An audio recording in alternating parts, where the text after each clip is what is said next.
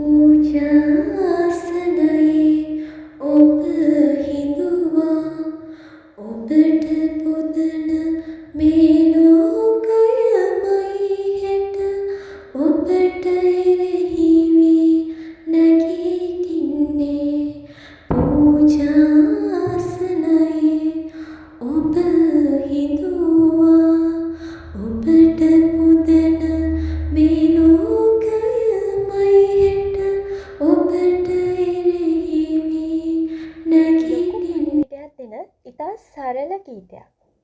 මේ සියල්ලම බොහෝ අවස්ථාවලදී අපේ ජීවිතයට ලැබෙන අත්දැකීම්.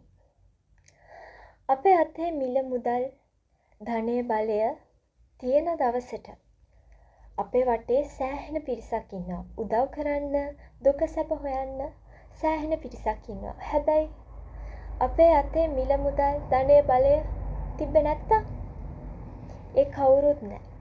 අපි අසරණ වුණ දවසට ඒ කවුරුත් අපි දිහා බලන්නේ නැහැ.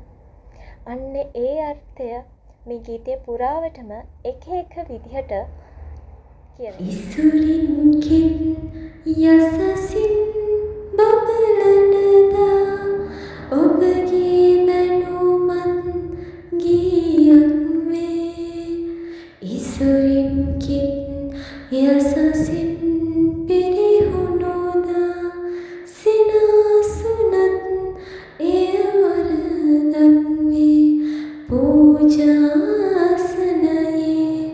ඔබ හිඳුවා ඔබට පුදන මේ ලෝකයමයි හෙට ඔබට එරෙහි වී නැගිටින්නේ පූජාසනයේ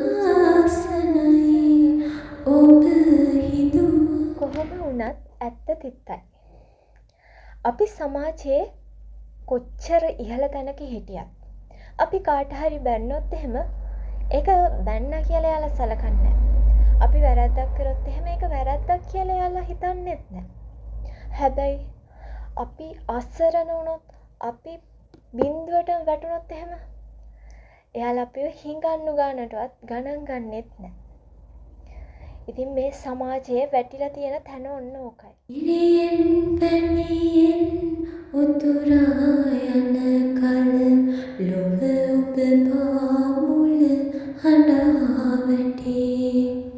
අතමිට හිඟවී මෙලසුන් වනදා ලොව ඔබ හිස මත කඩා වැටේ.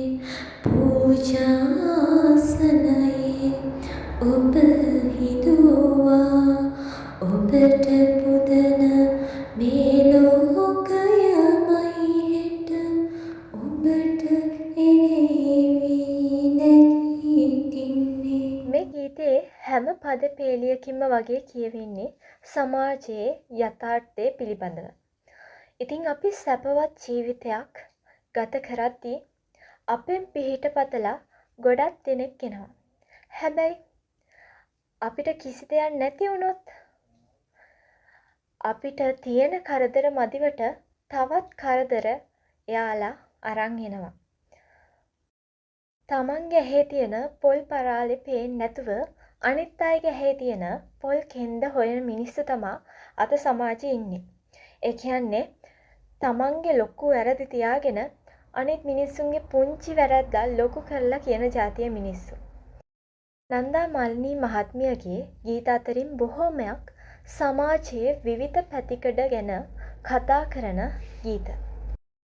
ප්‍රවීණ ගීපද රචක සුනිල් ආරියරත්න මහත්මයා විසින් රචිත මෙම ගීතයට සංගීතය සපයන්නේ එච්.එම්. ජයවර්ධන මහත්මයා. ඉතින් අදටත් හෙටටත් මතුවටත් අපේ ගීත අහන රසිකයන්ට මෙම ගීතෙන් හිතන්නට යමක් එකතු කරනවා අනිවාර්යෙන්ම.